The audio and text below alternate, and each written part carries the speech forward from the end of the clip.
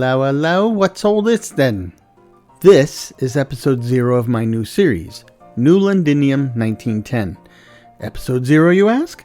Why, yes, episode 0. If George Lucas can start Star Wars with episode 4, I don't know what the big deal is about starting with 0. After all, lots of people count from 0 instead of 1, and if you think I'm doing this as some sort of programmer thing, you'd be wrong. I'm doing this as a kind of role player thing. Way back in the misty depths of time, sometime between the extinction of the dinosaurs and the awakening of the elves in Middle-earth, while I was still waiting for somebody to invent electronics so I could play video games, I was playing role-playing games, mostly Dungeons & Dragons. And while those games might last only a single session, the best ones, or at least my favorites, are the ones that span multiple sessions, usually called a campaign. However, getting something like that organized takes some time and effort, and over the years it's become a common practice to have a special first session that's not really the start of the adventure proper, but rather the session where everybody rolls up their characters, sets a backstory, and just generally gets ready for the first actual session. So they call these sessions Session 0, and that's pretty much what I'm doing here, so this is episode 0. So where to begin? Well, I'm still hankering to do a big steampunk world. After all, for the better part of 13 years, I did medieval and fantasy worlds over and over and over again, because that's really what vanilla Minecraft was, and probably still is, best suited for. However, modded Minecraft is a whole new ball game, and I don't feel like I've done much more than scratch the surface as far as steampunk goes. And some have told me that I didn't even get that far, so I'm sticking with it. Maybe after another 12 years, I might switch back to fantasy, though, in all candor, I've been thinking more and more about some kind of post-apocalyptic thing, but that's still years away. At least it is in game terms. At the rate things are going, it might happen in real life much sooner than that. Anyway, just like the previous attempts in Griffin Hall and Griffin Manor, I plan to build and develop an entire region of the game world. However, just like Disney does the classic fairy tales, I've shifted the elements of that world and the prioritization among them a bit. Instead of building a big old highly centralized and all-encompassing base for me, and then building the rest of the world for everyone else, I'm instead going to build a large central city that will in fact house all the elements of my base and production, but as a living, breathing city where all of it will be distributed more realistically. In other words, I will design the city and the world for all its inhabitants. Yes, that includes me, but it also includes all the other living entities. Well, at least the peaceful ones. Creepers can go burn in Hades for all I care. In fact, I insist. Anyway, the city will be big, not by real life standards, but certainly by Minecraft standards, and that is to say that it's probably big enough that most Americans would complain of the distance if they had to walk across it, which is a pretty low bar if I'm being honest. The city will be stacked vertically, so it will go deep underground and rise high into the sky as well, which will allow me to exercise some classic elements of the steampunk genre, such as a gleaming upper city and a nitty-gritty lower city. When trying to decide what to name the city, I decided that classic steampunk is arguably most closely associated with Victorian or Edwardian England, and the specific city that is probably most commonly used for steampunk as a setting or at least as an inspiration is London. So that's where I'm headed. But since this is clearly not any historical version of London we're familiar with, I chose to make a distinction and go with the city's original name, Londinium. And just to remove any further doubts as to whether this is the London, I added the prefix new. Meanwhile, the year 1910 is really to give an idea of the target I'm shooting for in terms of technology, fashion, architecture, and more. But since this is some kind of made-up alternate London, I'm using it only as a guide and not as a hard and fast rule. And that's the overall theme and design framework on which I made all my plans and decisions, including what mods to use. I have almost 260 mods, data packs, and resource packs in this world, and while I'm not going to go through all of them here and now, I do want to go over some of the key mods and explain why I chose them. I also want to talk about how I've set some of this stuff up, how I will alter my play style, how I'll try to present my progress, and a few other bits and pieces.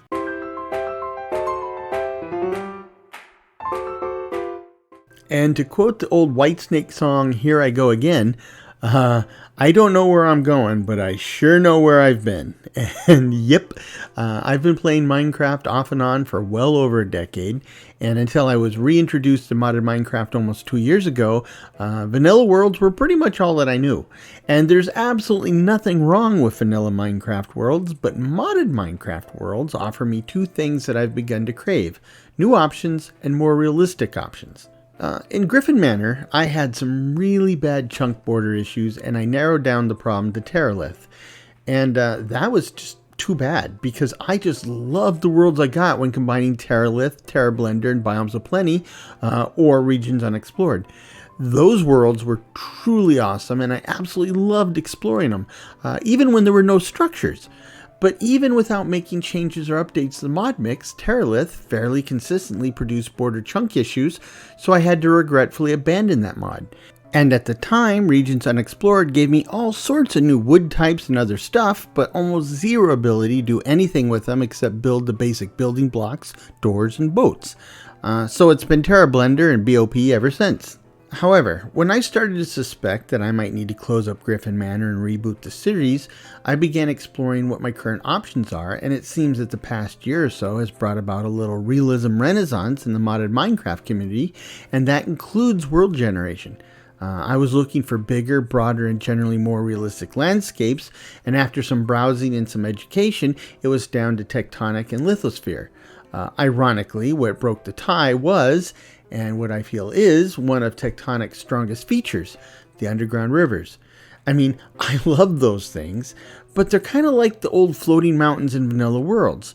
They're really, really cool and even a little bit alien, but that takes them a step or two away from my stated design goals for this series. So put a pin in that one, and if and when I return to working on a fantasy world, I'm definitely going to go back and grab that one, because Weird and Alien is perfect for a fantasy theme. But that is just the world, the canvas on which I will paint. There's more to generated world than just the terrain, and when I started Griffin Hall, I was eagerly grabbing structure mods like a kid with an open tab in a candy shop. And just like a kid eating too much candy, I had problems processing and digesting all of that. Or to be more accurate, my poor old system did. I don't think the structure mods bricked my world, but I do think they contributed to the eventual PowerPoint slide deck that playing in that world degraded to. And so in Griffin Manor, I ditched the vast majority of the structures mods, and that did help with my frame rate and general performance when running around in the Borderlands. But some of the structures mods I had kept had features that, well, for lack of a better term, they just bug me. One of the design goals I have set for myself was to create a living, thriving world, a world to be an active part of, a functional world. So I'm trying to move away from creating stuff that looks like something to a model where I'm creating stuff that looks and acts or functions like something. For example, no more chairs made out of stairs, blocks, and signs. They look okay, kind of, sort of, but you can't actually sit on them. No, if possible, I want a chair to look like a chair, act like a chair, and function like a chair. So, in returning to these structure mods, they introduced all sorts of stuff like ships and airships and things like that, which they looked okay, but they were just regular blocks in the game world. And most of these were vehicles, but vehicles that were forever locked where they were. They were part of that old model where the name of the game was to make something that looked good, but it didn't matter if it was functional. But now it does. At least it does to me. So this new world will have ships flying through the air and sailing the seas, but they'll be functional ships. And if I run across any accidental or residual structures masquerading as vehicles or anything like that, they will be dismantled and added to the block inventory. Of course, I've been scouting out seed candidates for the overworld, and it was a seedy business. And I've gone through almost 30 alternates, but I think I've settled on a seed. The number is -118229377731627634. It'll put me on a coastal plain with ocean or an inland sea to the north and forests to the east and south. And there's a series of large cave systems in the immediate area. So I think it will work well for my overall plans. Of course, in Minecraft, we have more than one world, or dimension. Even in vanilla, we have the nether in the end. Now, I have always enjoyed running around in the nether, but like Hollywood After Dark, and sometimes even in the middle of the day, it's a dangerous place. So I look at it as hostile territory. Very hostile territory. So when I travel to the nether, it is initially for recon, and then to establish a foothold, and then I gradually start transforming it into something more useful and far, far safer. At least for me. And to make the nether more interesting, I've added the Incendium mod, which really opens it up. Literally. One of the changes it makes is to extend the nether vertically past the vanilla limit, and what is interesting is that the nether is mostly like it was up to that point, and then the newly created vertical space is generally open and full of new structures and biomes. So I think it just makes the nether seem more grand. Add to that the new nether biomes that come with Biomes of Plenty, and you get a nether that's worth visiting even if it wasn't already filled with useful resources that can't be found anywhere else. But the end is another matter. I don't really have any desire or reason to go there, except for killing the Ender Dragon, and that's not particularly motivational either. It's just one of those things you do so you can bring home the t-shirt and say that you've done it. However, this is modded Minecraft, so I don't have to settle for that anymore. So I've added the End Remastered mod, which will make the journey to the end an even bigger pain in the butt than it already is. But theoretically, that will make it more enjoyable. So I guess we'll just see if that's the case or not. Also, I'm running Endless Biomes and all of Young's mods, including his stuff for the end. I did run out to visit the Ender Dragon in creative mode to take a look around, and I liked what I saw much better than what's in vanilla. So if the rest of the end is suitably upgraded, I think things will probably be just fine. But this time I added a completely new dimension. At least it's completely new to me, the Aether. And I know pretty much nothing about it except what they have on the CurseForward pages for the mod and its add-ons. So that will literally be Terra Incognita, or an unknown land. Just like Las Vegas if you haven't been there for 6 months or more. While I don't know much about that dimension, I do know enough that when I finally do make that first step, or giant leap, depending on your point of view, I will go in heavily armed and well equipped with steampunk armor, weapons, and airships. And that sounds like a classic mashup, and I'm looking forward to it. Of course, saying that in a public record like this video may come back to haunt me at some point, but actually that's part of the story, and thus the fun as well.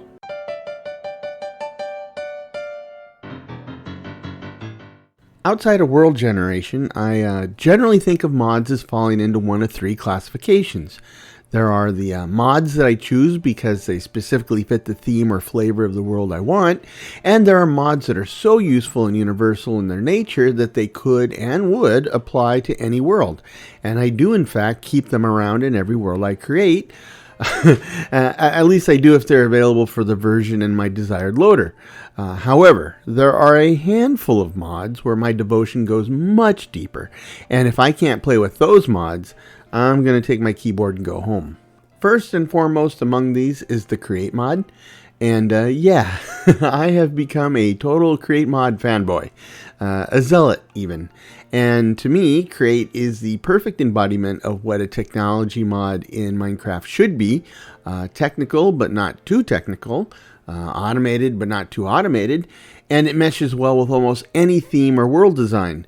It is highly configurable and allows incredible functionality and interoperability, and it has grown into its own mod sub ecosystem with many, many add-ons, some of which are garbage, but many of which are pure gold in their own right.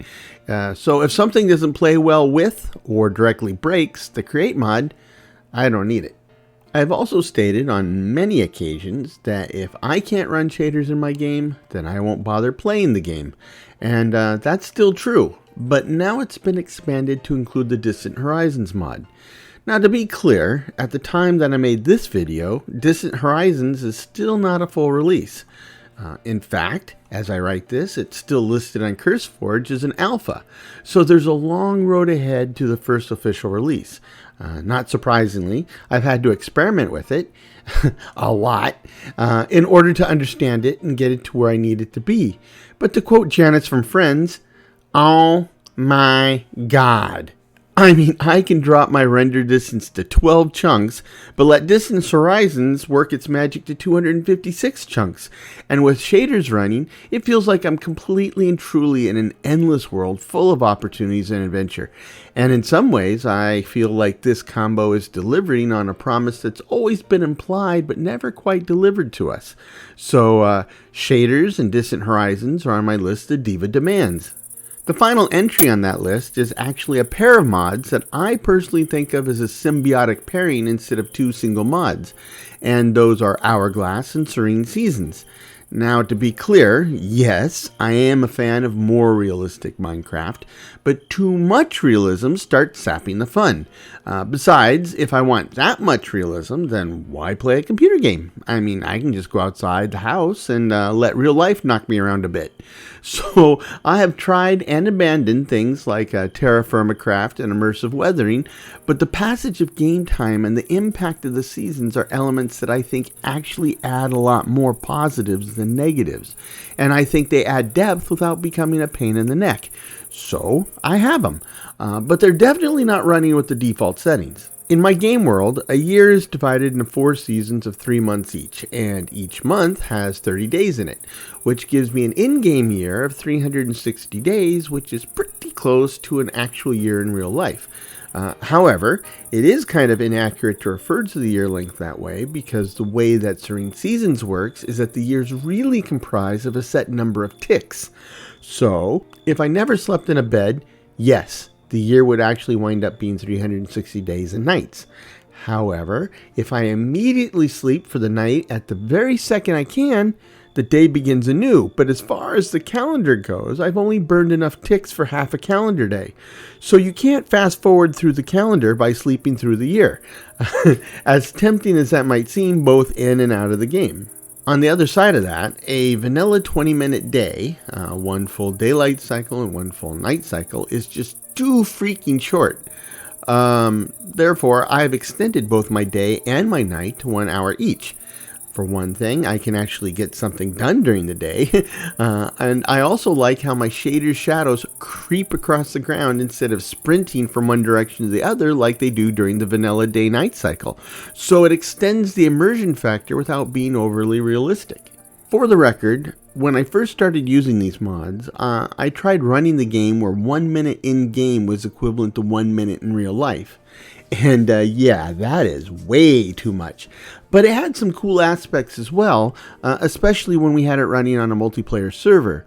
But yeah, in this world, I gotta have a meaningful clock and calendar. I want to say one more thing about that. Changing the default game length can mangle vanilla game mechanics, for better or for worse. One of these is the spawning of phantoms. Now, normally, if you don't sleep within 3 full game days, or 1 hour real life, they will spawn at night and mercilessly dive bomb your exposed head when you go outside. However, they actually run on ticks and not days, so with my custom day length of 1 hour for daylight and 1 hour for darkness, every night's Phantom Night. Woohoo! Normally, I don't really care for elytras, and that's especially true when I have access to perfectly good aircraft. So I don't need membranes for my elytra, and therefore I could theoretically do away with phantoms if I want the ability to go outside at night and enjoy myself. It would certainly make date night a lot more enjoyable, but yes, I'd regret it, but I don't think I would miss them too much, except Phantom Rails. Now, if you remember, I mentioned the Phantom Rails from the Create Steam and Rails mod several times in the Griffin Manor series. Basically, Phantom Rails can be set up in the game world, and when working, they're invisible. And like corporate ethics, for all intents and purposes, they're not really there, except for running Create trains, which gives me the amazing ability to make and run Create trains that look, act, and function like air or watercraft. So, yes please. However, Phantom Rails require Phantom membranes, and a lot of them. And by that, I mean that a decent Phantom Rail line would require literally thousands. Far too many to harvest in the wild, even if the Phantoms do come out all night, every night. So in the Griffin Manor, I crafted a manual recipe for creating more membranes using amethyst and paper, and that worked out fairly well in terms of survival balance. But I really didn't want to remove phantoms completely, so in 1.19.2, I used the revised phantoms mod, and they only came out during full moons, and that was an awesome compromise. Unfortunately, that was one of the mods I lost in making the move to 1.20.1. And since I've not found anything similar to that functionality in this version, I had to grab one of the mods that just removes the phantoms completely. And it really does bother me. Seriously, it really does. Now, if I had been forced to make a similar move that got rid of creepers, well, these would be crocodile tears, and I'd be dancing a little jig while I supposedly lamented their absence.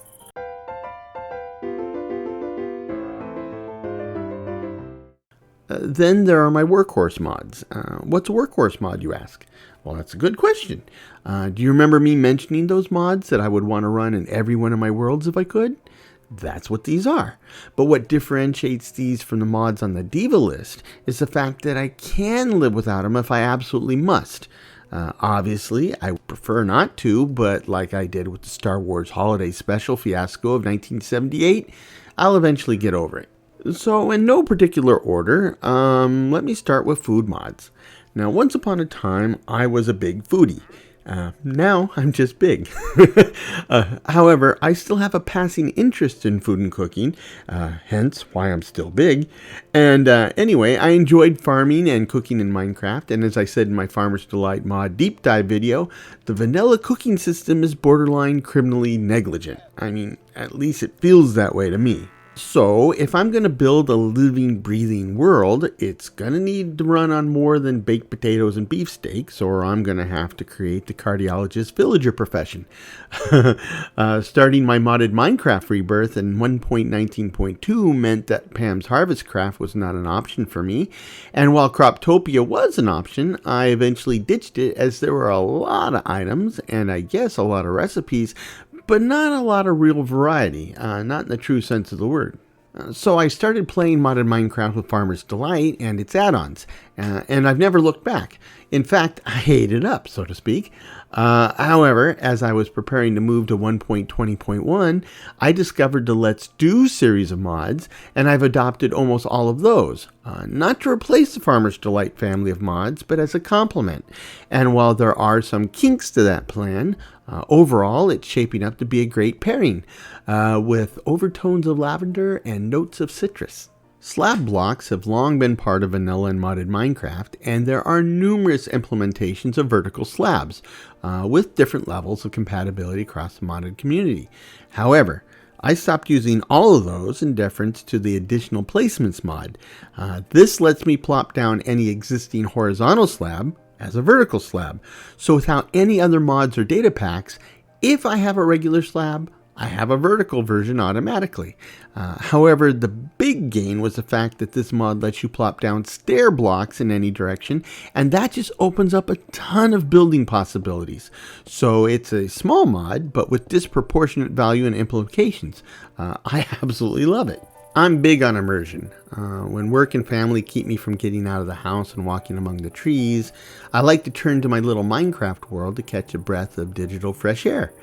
One of the things I like is a world where there are mobs that are just there to be there. They're not out to kill me, and they're not there to be exploited. They're just there, and the world's a better place for that. Now, there are a number of wildlife mods out there, but the two I eventually settled on are Critters and Companions for smaller and more immersive mobs, and Naturalist mod for larger and more exploitable fauna. They expand the wildlife options without getting too ridiculous about it. Another vanilla system that sucks is enchanting and repairing of equipment. Now, Tinker's Construct would be massive overkill, but almost anything would be better than the vanilla system. Now, I personally rely on easy anvils and the enchanting infuser. This sidesteps the randomness of the enchanting system and brings some huge quality of life improvements to maintaining equipment and just using the anvil in general. And all of that enables me to be efficient with my time and effort in the game. With the vanilla system, a good bit of my time is working to gather the resources necessary to upgrade and then maintain my current equipment, and to gather the bits for the next set for when the current kit invariably wears out beyond my repair limit. The mods allow me to get the stuff done and keep it maintained so that all of my effort can now be focused on the big stuff, like feeding myself and others and building a new world. To have a thriving world, something needs to be thriving other than me, and it takes just one stroke of bad luck and a village goes extinct, as Andover originally did in the Griffin Manor series. Now, I use 2 mods to prevent that. The first is the Guard Villagers mod, which lets me proactively protect villagers, and I have the Villagers Respawn mod, which is my backup in case villagers, even all the villagers, die anyway. And yes, the villagers drive me nuts, and they can sometimes be more trouble than they're worth, but I feel obligated to take care of the little idiots, so that's why I bother. Then there are the Omnibus mods, Quark and Supplementaries. Now, both of these are actually large collections of new items, blocks, and/or mechanics, and while any individual add or change is not really a big deal, these collections as a whole have proven invaluable to me over the past couple of years. Among other things, Quark gives me blossom trees, which I have a love-hate relationship with, and the ability to place blocks under and to the sides of other blocks without the need to see the block face I'm actually attaching to. And Supplementaries gives me the flax crop and the wonderful cog block. And there are many, many additional reasons I keep these 2. In a similar vein, but not a single mod, is the collection of mods from Ceruleum. Now, Ceruleum actually has a whole suite of tiny little one-off mods with the idea that you can mix and match as needed. So I do. And some of my favorites are areas, mineral chants, cycle paintings, grass seeds, name tag tweaks, random bone meal flowers, and stack refill. The names pretty much explain what they're all about.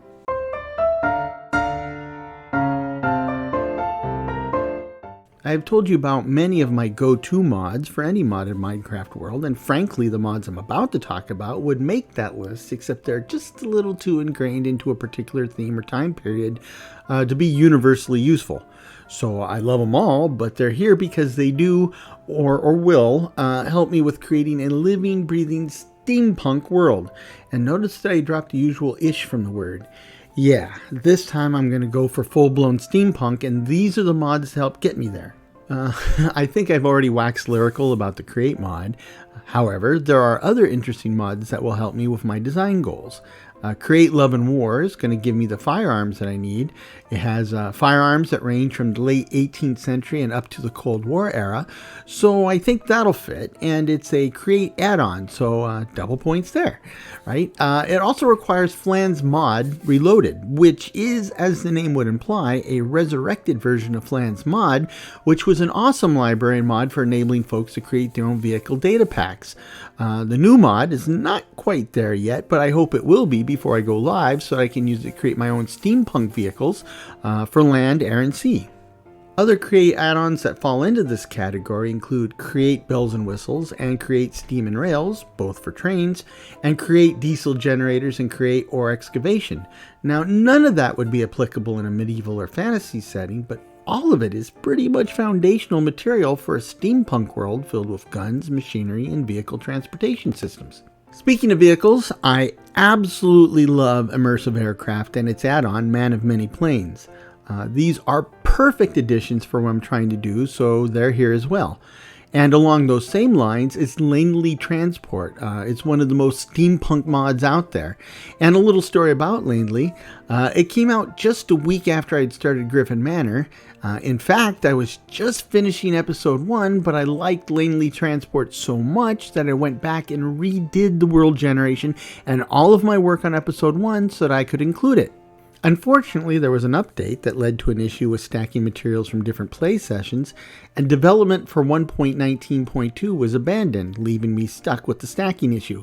So I had to ditch the mod for Griffin Manor, but now that I'm on 1.20.1 and the mod has blossomed and is even more steampunkier than before, if such a thing's possible, I definitely added it back to the mix. And yeah, I know it has guns already, but I think I will prefer to use the guns from the Create Love and War mod. There were a couple of mods that I really wanted to add to the list, but they're not here because they are very new mods, and thus very rough mods. And unfortunately, they have not seen any updates in over a month as I write this, so they pose too great of a risk to include here. However, they are Steam Powered by Acid Pop YT and Rustic Engineer by Miz. I really do hope these authors continue working on those mods because they hold so much potential for the steampunk genre, but unfortunately they are not mature enough to catch the Londinium train as it pulls out of the station.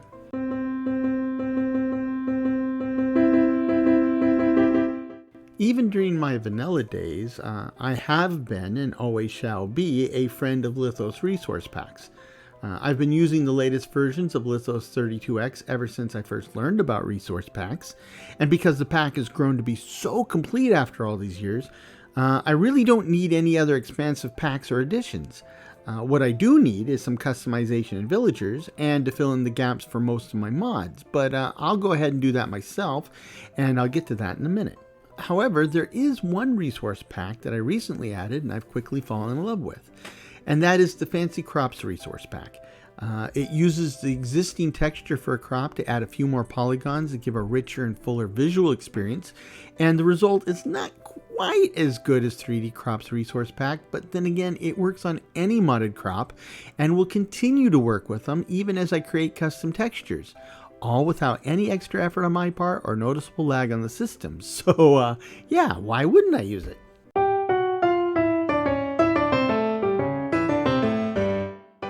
Here's the thing.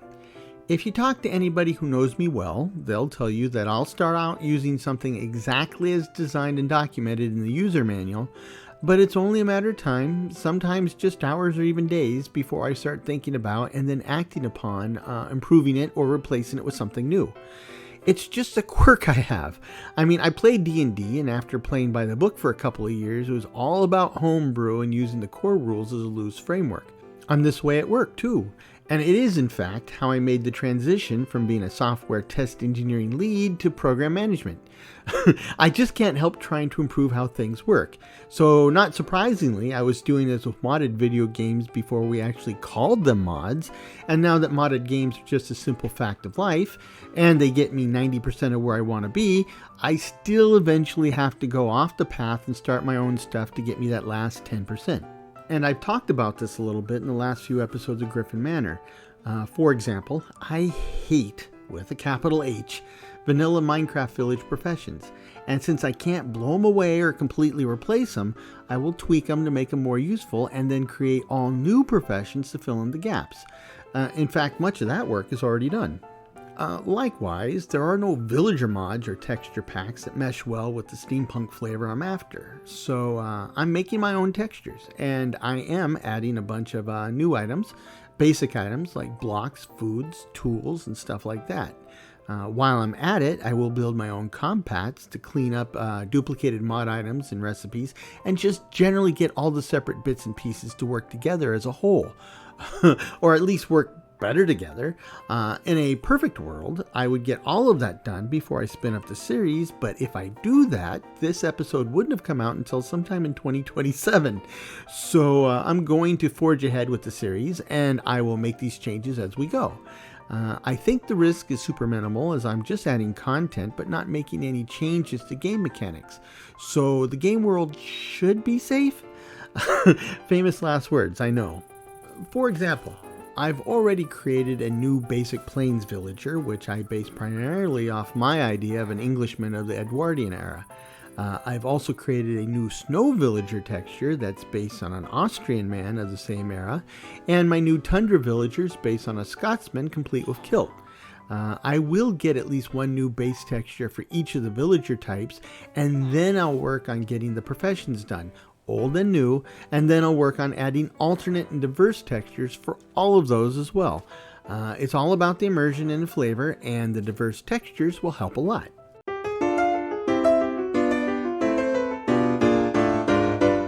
The new format is going to be mostly based on the Let's Play format with bits of vlog style content here and there, usually as I ramp up on or finish a new project.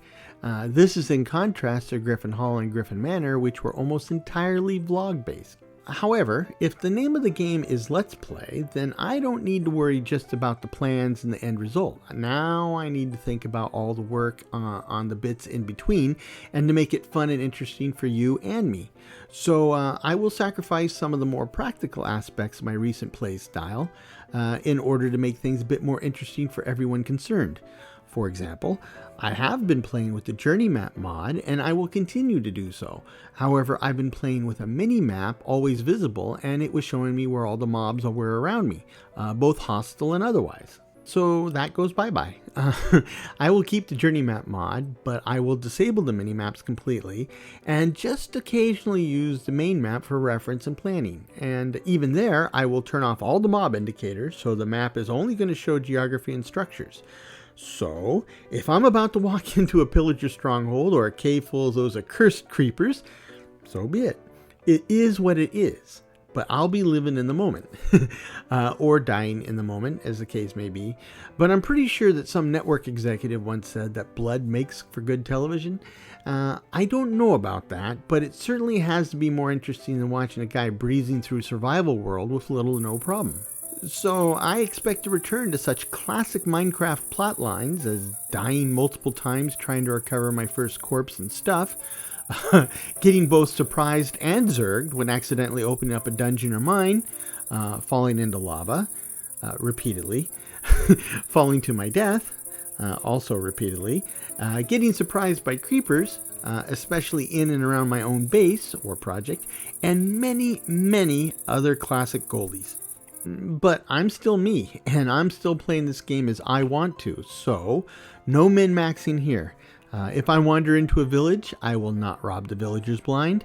However, I will still go through chests, and when I find something of value, I will take it and leave something else of value in exchange. If I go raiding their fields, I will replant whatever I take. And if I'm going to rebuild or expand the entire village, then yes, I might clean out all the chests, but I think that would only be fair for the labor, materials, and expense of giving them a new and improved and larger village. It also means that I won't be a murder hobo. When villagers or mobs are annoying the living Hades out of me, they will not be killed, nor will they suffer a rather interesting and hard to explain accident like getting burned to a crisp by lava in the middle of their own little hut. It is a living and breathing world for everyone, even those actively defying Darwinism.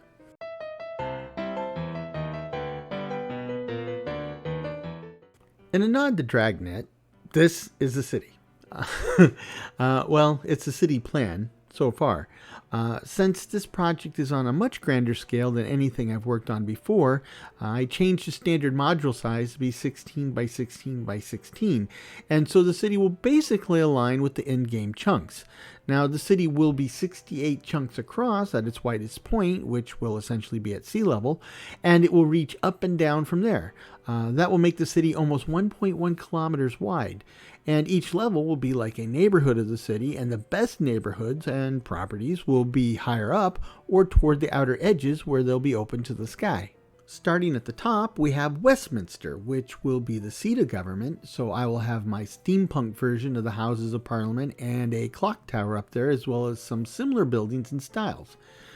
Coming down one level will be the Crown Park, which will be based loosely on Hyde Park and St. James Park in London, and below that will be Mayfair, which I plan to be the wealthiest and most prosperous residential area, and below that will be Knightsbridge, which will be the wealthiest and most prosperous commercial area. Working further downward, these are followed by Kensington and Spitalfields, which will be nice and prosperous mixed-use levels. And at ground level and the first level below sea level, we have the grottos, both upper and lower. These include the docks and the waterfront, filled with plenty of pubs, taverns, and inns. While the posh crowd wouldn't be caught dead down there, the fact remains that there's nothing down there that can't be fixed with a little soap and water. And maybe a shilling or two, but the food and the entertainment are pretty good and cheap. Continuing downward from there is Herringway, the warehouse and storage district, and then there's Elvedon and Strawberry Fields for livestock and crops respectively. Now, at the moment, I'm wavering on these two, and I may wind up moving all ranching and farming to the surface around the perimeter of the city. But if I do that, I really have no idea what I would do with these levels. Probably add a bunch of lower class residences and shops. And then we have Victoria Station with its tube platforms, and below that I have 2 levels reserved for the undercore, which is the industrial heart of the city.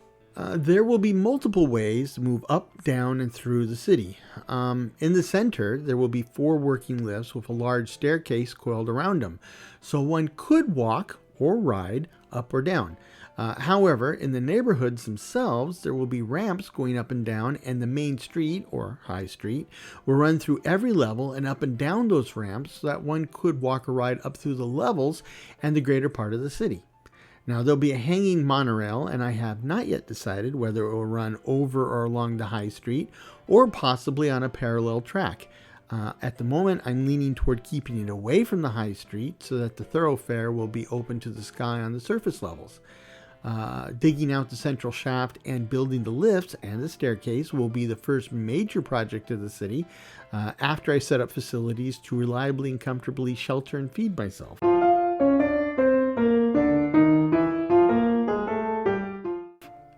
Finally, I will expand the out-of-game experience for the series.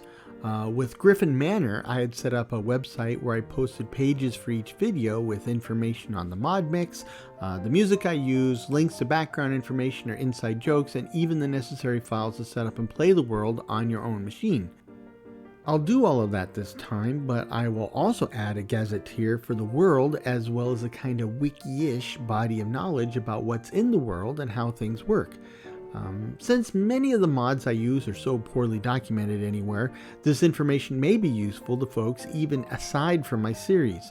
And of course, if I come up with any other ideas, or if you have something to suggest, the website gives me a place to explore and implement those options.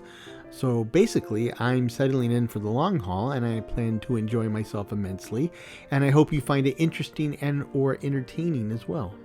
So that is where I'm headed, and the next episode will be the ribbon cutting and groundbreaker, and while I do have a plan, I have no idea what the future will bring. So I hope you will join me on this little adventure, and in the meanwhile, I hope this finds you and yours in good health, good spirits, and perhaps a touch of good fortune. Cheers.